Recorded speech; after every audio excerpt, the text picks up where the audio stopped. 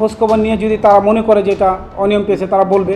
তা আমি বলেছি এখানে কোনো অনিয়ম হয়নি। নির্বাহী প্রকৌশলী ১ নম্বর আসামি। এসএটিভিতে ধারাবাহিক অনুসন্ধানী প্রতিবেদন প্রচারের পর অবশেষে সরিয়ে নেওয়া হল স্থানীয় সরকার প্রকৌশল অধিদপ্তর এলজিডি ঢাকা জেলার বিতর্কিত নির্বাহী প্রকৌশলী মোহাম্মদ বাচ্চু মিয়াকে। রোববার রাষ্ট্রপতির আদেশক্রমে স্থানীয় সরকার, পল্লী উন্নয়ন ও সমবায় মন্ত্রণালয়ের উপসচিব আশফিকুন নাহারের স্বাক্ষরিত এক প্রজ্ঞাপনে এই বদলির আদেশ জারি করা হয়। প্রজ্ঞাপন অনুযায়ী মোহাম্মদ বাচ্চু মিয়াকে বর্তমান কর্মস্থল থেকে সরিয়ে এলজিডির প্রধান কার্যালয়ে সংযুক্ত করা হয়েছে।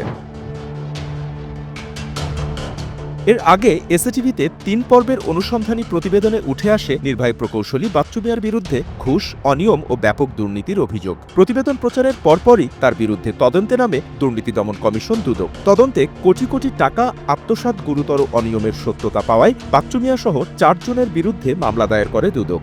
কাজ বাস্তবায়ন না করে ১,২২,০০,০০০ টাকারও বেশি বিল নিয়ে টাকাটা মূলত নির্বাহী প্রকৌশলী এলজিডির নির্বাহী প্রকৌশলী সহ ওনারা আত্মসাৎ করেছেন, এই অভিযোগ ছিল। অনুসন্ধানী প্রতিবেদনে উঠে আসে বাচ্চু মিয়ার দুর্নীতির ভয়াবহ চিত্র। উপদেষ্টার নাম ভাঙিয়ে ঠিকাদারের কাছ থেকে চাঁদা আদায়, অর্থের বিনিময়ে টেন্ডারের গোপন দরফাস, কাজ না করেই ঠিকাদারের সঙ্গে যোগসাজশে সরকারি অর্থ আত্মসাৎ, এমন একাধিক অভিযোগের সুনির্দিষ্ট প্রমাণ সামনে আসে। এছাড়া নিজের আপন ভাইয়ের নামে ঠিকাদারি লাইসেন্স ব্যবহার করে কোটি কোটি টাকার সরকারি কাজ বাগিয়ে নেওয়ার তথ্য উঠে আসে প্রতিবেদনে।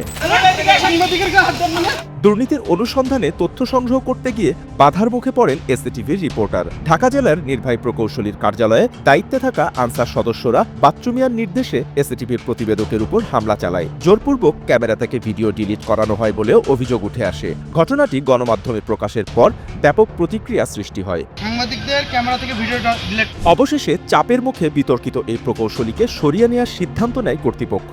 দুর্নীতির অভিযোগে অভিযুক্ত কর্মকর্তাকে বদলির মাধ্যমে এলজিডিতে স্বচ্ছতা ফিরবে বলে আশাবাদ ব্যক্ত করেছেন ভুক্তভোগী ঠিকাদার ও সংশ্লিষ্টরা।